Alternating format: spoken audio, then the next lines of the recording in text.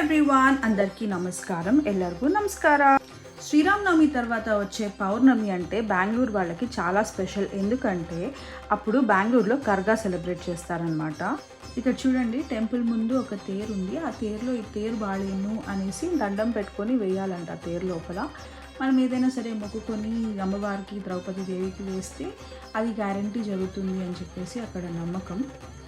మేమైతే కర్గా అయిన next day వెళ్ళాం. నెక్స్ట్ డేనే చూడండి ఎంత క్రౌడ్ ఉందో. కర్గా రోజైతే అసలు అడుగు పెట్టడానికి చోటు ఉండదు అక్కడ.